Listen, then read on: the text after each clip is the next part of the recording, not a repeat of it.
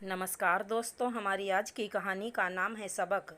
ये ले छोटी बहू, काजू बादाम वाली दूध जल्दी से पी ले, वरना ठंडी हो जाएगी। सुलोचना जी अपनी छोटी बहू को दूध का गिलास बढ़ाते हुए कहती हैं, माँ जी अभी नहीं, थोड़ी देर में पी लूँगी, आप वहाँ टेबल पर रख दीजिए। नव्या आनाकानी करते हुए कहती है, अरे पी ले बहू दूध, वरना मेरे राजकुमार को कैसे दूध पिलाएगी। ले बेटा जल्दी से पी ले, फिर मैं चैन से अपने राजकुमार के साथ खेलूंगी।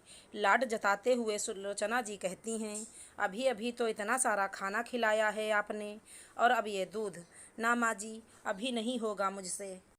आप दीदी को दे दीजिए ना, वो भी तो माँ बनी हैं, उन्हें भी तो पौष्टिक आहार की आवश्यकता है अपने बच्चे को दूध पिलाने के लिए। अरे बेटा, बड़ी बहू गौरी को क्या ज़रूरत इन चीज़ों की, उसने कौन सा बेटा जना है, उसकी बेटियाँ ऐसे ही हष्ट पुष्ट हो जाएंगी। तीन तीन बेटियों को जन्म देकर उसने कौन सा महान काम किया है जो उसे मैं खोया मलीदा खिलाऊं। रोष भरे आवाज़ में सुलोचना जी कहती हैं। सुलोचना जी की दिल दुखाने वाली बात सुनकर गौरी अंदर ही अंदर सिसक उठती है और अपनी नवजात बच्ची को गोद में उठाकर कहती है, माँ जी जितना दर्द बेटों के जन्म देने में होता है, उतना ही दर्द बेटियों को भी जन्म देने में होता है।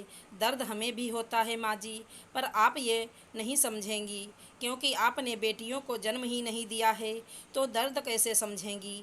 हाँ हाँ रहने दे अपना बेटी पुराण, बड़ी आई मुझे पाठ पढ़ाने वाली। ऐसा कहकर सुलोचना जी अपने पोते को गोद में लेकर गौरी को जलाते हुए कहती हैं, मेरा लाडकुमार, मेरा राजकुमार, मेरे कुल का दीपक।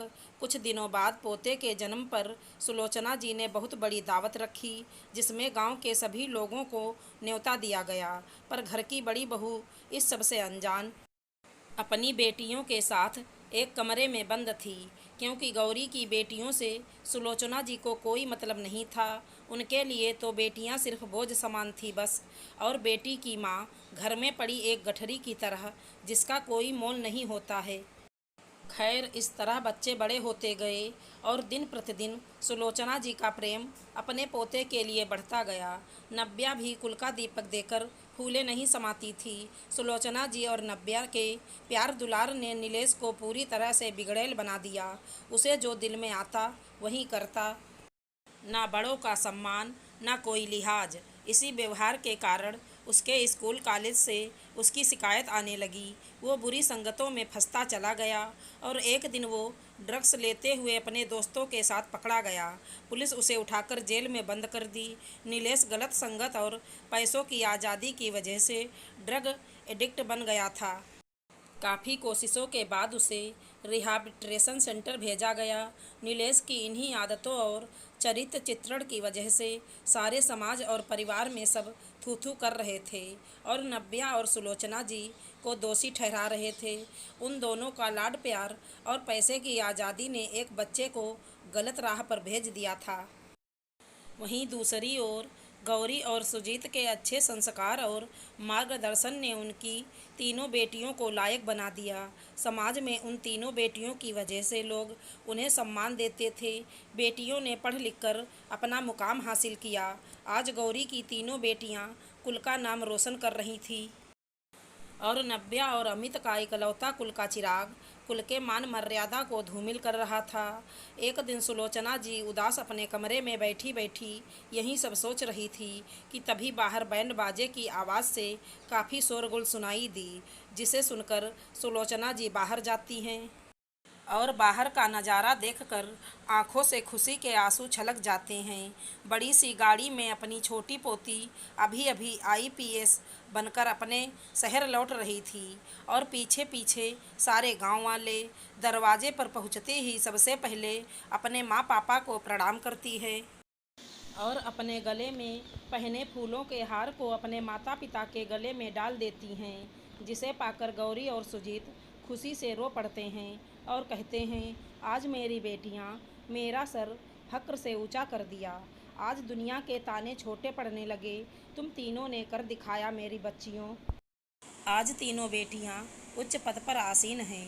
तनु की खुशी से खुश होकर मनु और रानू अपने पिता का हाथ थाम कर कहती हैं, पापा आप दोनों के साथ के बिना तो ये मुमकिन ही नहीं था। माँ पापा आपका साथ ही हमारे लिए सबसे बड़ी शक्ति है जो हमें आगे बढ़ने के लिए प्रेरित करती है। आज जो कुछ भी हैं आप दोनों की बदौलत ही।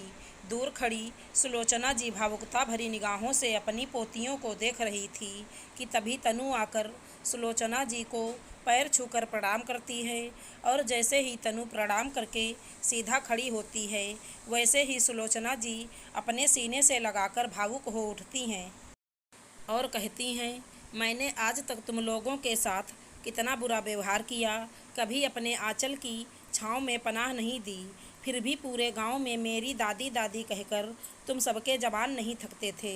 बचपन से आज तक तुम तीनों बहनों ने हमारा सर फक्र से ऊंचा किया है और जिसे दिल और दिमाग में बिठाकर रखा वो हमें कहीं का भी नहीं छोड़ा। सच में बिटिया, आज मुझे तुम सब पर नाज है और मैं शान से कह सकती हूँ कि ये मेरी पोतियाँ हैं जिसने अपने ख़ानदान का नाक हमेशा ऊंचा रखा। फिर तीनों पोतियों को प्यार से अपना आशीष देती हैं और गौरी को अपने पास बुलाकर कहती हैं, सच कहती थी तू गौरी, काश मेरी भी एक बेटी होती तो मैं वो दर्द समझ पाती जिस दर्द से मैं अछूती रही।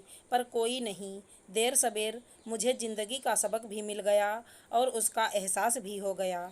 आशा करती हूँ हमारी कहानी अच्छी लगी होगी। धन्यवाद दोस्तों।